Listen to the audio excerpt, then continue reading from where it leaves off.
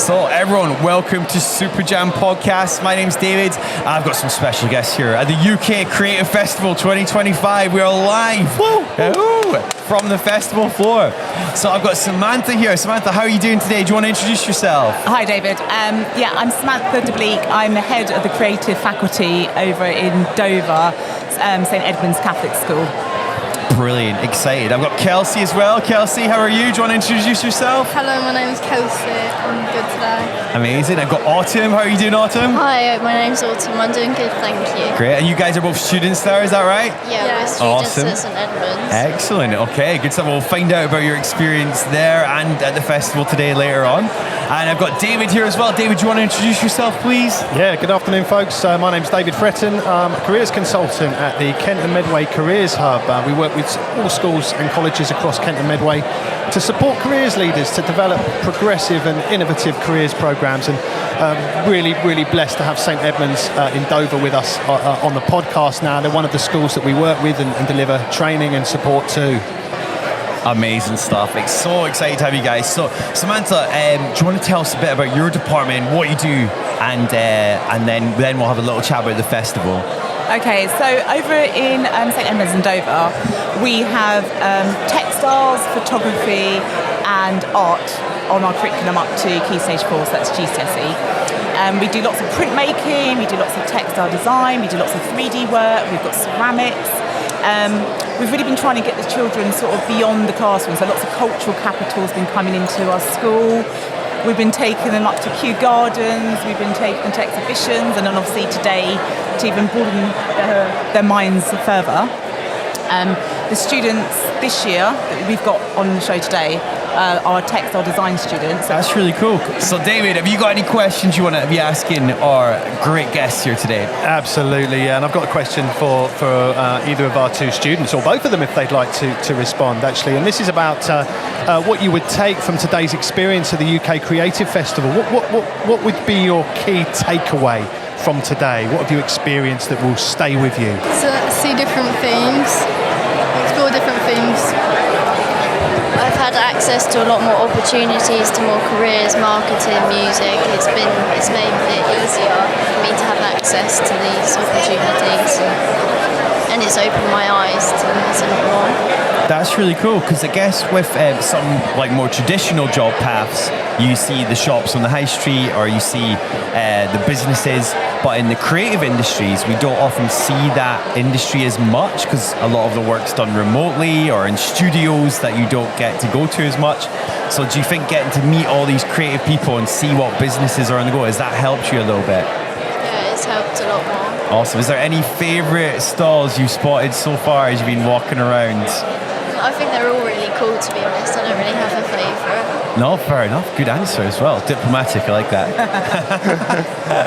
Great stuff. David, I'm going to pass it over to you if you've got any more questions for the gang. Absolutely. Thanks, David. And I'd start to turn to Samantha and think about your takeaway from today.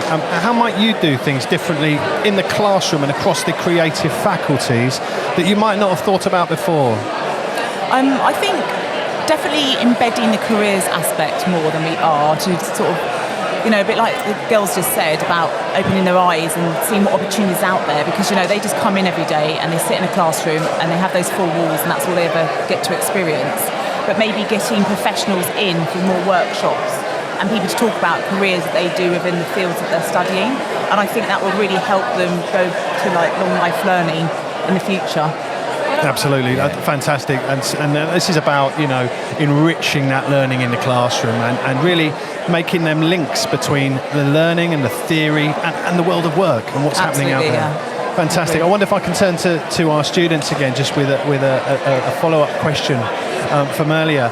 And I'd just like to ask you guys, you know, thinking about the textiles industry, have you had a chance to speak to any stall holders today in fashion or in textiles, or have you seen something on the programme that you might like to take a look at this afternoon? I'm not sure, to be honest. When we was in school, we'd done a workshop with this organisation called Future Foundry, so we'd done a lot of workshops with them. But yeah. And I suppose also, you know, whether it's fashion or textiles, actually there are other disciplines here, other creative pathways here that there's a lot of crossover, isn't there? Have you seen anyone else today, or spoken with anyone else that's kind of interested you outside of fashion and textiles? Yeah, there's a lot of companies that have been here to do with marketing and stuff like that. And I spoke to a movie production company earlier, and they was talking about some of the opportunities to do with textiles and stuff like that there. So you could make puppets and stuff like that with fabrics and stuff like that. So that is so cool to find out about the crossover between all, like especially marketing. And if you're going into fashion and textiles, that's a big part of it. And knowing a bit about how video works and marketing with video is really cool. So it's cool you guys have had that experience of blending it. Now, say there's a student who's maybe like a year younger than you, or like a little bit younger, and they're maybe a bit nervous about coming to something like this. I always ask the students this: is there anything you would say to that younger student who's a bit nervous about coming to something like this? no, just be confident. Just don't let anyone bother you. Just be you, be yourself, and just put yourself out there, because I've put myself out there today and I've had access to a lot more opportunities, and people have given me more ideas about what I can do. So I'd just say be more confident and just be yourself. Amazing. Wonderful. Great advice. I love that as well. Kelsey, is there anything you'd want to say to any younger students who'd be a bit nervous to come to something like this? Like, explore different things, because put yourself out there, so then like you can explore different things. Yeah, cool. And Samantha, I was going to ask, like, we're based in Kent, and we've got this festival here going on today and over a few days actually. Is there anything? What value do you think that brings? And are we lucky to have that here? How do you feel about the festival being right here in Kent, the UK Creative Festival? It's not just the Kent one. How do you feel about that? I think it's good because it's local, and also it's every year, isn't it, you hold this, so it's very established, which just means it's known about, so therefore the demand's there, isn't it, and the want coming from the young learners. So I think it's great, yeah, because so many things are in the capital, like London, and they're not always easy for us to get to, the smaller schools. Absolutely. And for any other maybe educational professionals listening and thinking about travelling to come to something like this, what would you say to them? I would say put out all these stops and get over here, because it's really worth it. Absolutely. David, do you have any last questions or anything else you want to add? Just really, to think about what schools could do differently in the way of that outreach and engaging with local employers. I wonder whether you might, Samantha, just have an opinion on ways that you might be promoting your pathways, creative pathways at St Edmunds in Dover. How you might engage with other employers. Are there opportunities to do that outside of the festival?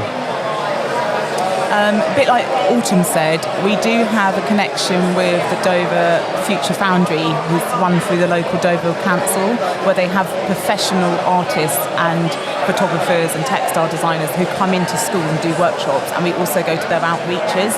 I think if there was more of that, so students like to actually do things rather than just read things or hear things, I think that would help with engagement more. There you go, folks. You've heard that first from the head of a creative faculty there. The need for employers and creative businesses across the industry to really be looking to how they can support schools and colleges in their region. So thank you very much. Yeah, and I want to say us. Thanks for coming on the Super Jam Creative Industries podcast, guys. I'll do a little plug as well. If you're interested, we've got over 50 episodes of our Creative Industries podcast now, similar to what you guys are saying, where we got professionals into our Canterbury studio and chat, and the students interviewed them. So if you want to learn about maybe some of the things they've shared as well, you might enjoy that. But you are in that series now as well. Brilliant. So thank you very much, guys.